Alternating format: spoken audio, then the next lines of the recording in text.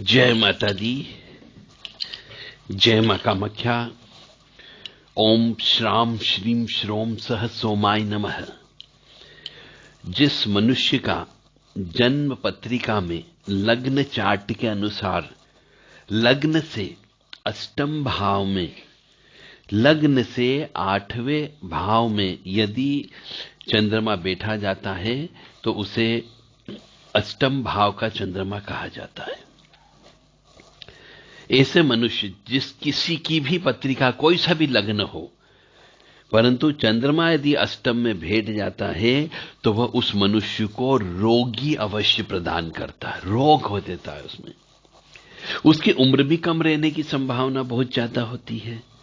तो जिसका भी चंद्रमा अष्टम भाव में बैठा हुआ हो, ऐसे लड़के या लड़की से विवाह नहीं करना चाहिए।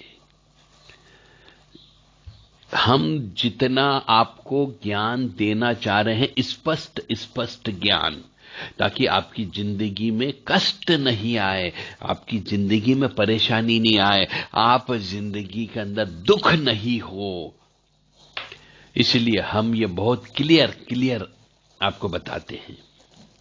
याद रख सकते हो तो रखो, अपने परिवार में भी देख लो कि यदि किसी की जन्म पत्रिका के लग्न चार्ट में लग्न से 8वें खाने में यदि अष्टम भाव में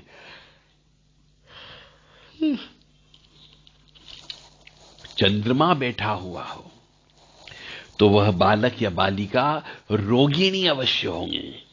उनकी उम्र भी कम होगी, पानी में डूब करके मरने की संभावना बहुत ज्यादा है, या फिर मूर्छा रोग आएगा, उसको पेट की बीमारी होने की संभावना बनती है, अचानक चक्कर खा करके गिरने की संभावना बनती है, उसके जीवन में धन की कमी रहेगी, वो संपत्ति का भी नाश करेगा, और ऐसा बालक या बालिका उसको असाध्य रोग अवश्य होंगे।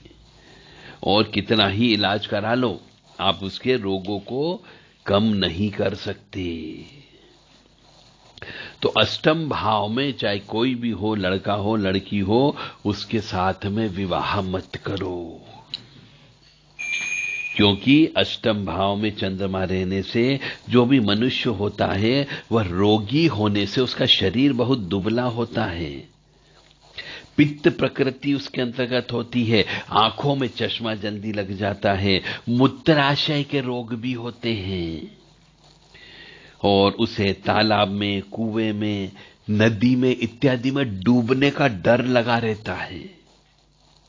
और वह व्यक्ति जिसका अष्टम भाव में चंद्रमा बैठा हो, स्त्री के कारण अपने परिवार वालों को त्यागने वाला होता है, यानी स्त्री के साथ भाग जाता है, यानी स्त्री के कहने पर वो अपने परिवार वालों से दूर हो जाता है।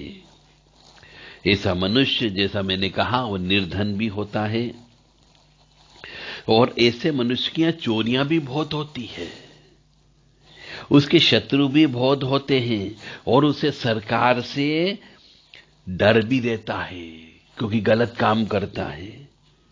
और चित्त यानी मन, विचार, उसके अंदर उद्वेग होता है, क्रोध होता है, मन अशांत रहता है, व्याकुल रहता है। बच्चे भी कम पैदा होते हैं बीमारी दुखी होने की, यानी वो सीधी सीधी बातें, पुरुष है तो स्त्री को संतुष्ट नहीं कर सकेगा, स्त्री है तो पुरुष को संतुष्ट नहीं कर पाएगा, तो कम संतान उत्पन्न होती है, और भातृकुल से घृणित होता है, यानी भाइयों से भी वह शत्रुता रखने वाला होता है। इसीलिए अष्टम भाव का चंद्रमा जिसका भी हो, उसके साथ में विवाह नहीं करना चाहिए। और यदि चंद्रमा के साथ में अष्टम भाव में सूर्य भी बैठ जाए, यानी अमावस्या के दिन उत्पन्न हो जाए, तो मान करके चलो निश्चित तौर से उस व्यक्ति की उम्र या स्त्री की उम्र बहुत कम होती है, अल्पायु होती है, ऐसे के साथ तो विवाह मत करो। तो मेरा आप सभी से विनम्र निवेदन है कि जिस भी व्यक्ति का, स्त्री का, पुरुष का चंद्रमा अष्टम भाव में होता है, उसके साथ विवाह नहीं करना चाहिए। और यदि वो कोई लड़का लड़की आपके घर में ऐसा उत्पन्न हो गया है तो उसको लाइलाज बीमारी अवश्य लगेगी, उसकी उम्र कम होगी, इसलिए उसके ऊपर थोड़ा सा ध्यान दे दें, पूजा पाठ करा लें, महामृत्युंजय मंत्र प्रत्येक वर्ष करवाओ और प्रत्येक वर्ष हवन पूजन अवश्य करवाओ। ऊपरी बाधा लगने से, जल में डूबने से, पानी में डूबने से मृत्यु हो सकती है, तो पानी से बहुत दूर रखो उसको। मस्तिष्क की बीमारी में लगने की संभावना है तो पहले से उसे ऐसी दवाई दारू खिला पिला के रखो जिससे उसको मस्तिष्क की बीमारी नहीं हो। ये इसके उपाय हैं। और ऐसे मनुष्य को जिसका कम उम्र होती है उसे महामृत्युंजय मंत्र रोजाना 11 माला रोज जप करना चाहिए। शिव जी के ऊपर जल रोजाना चढ़ाना चाहिए। ओम हौम जूम सह ओम भूर्भुवः स्वः ओम त्र्यंबकम यजामहे सुगंधिम पुष्टिवर्धनम उर्वारुक्मी वंदनान मृत्योर्मुक्षीयमामृतात् ओम स्वः भुवः भू ओम सह जूम होम ओम।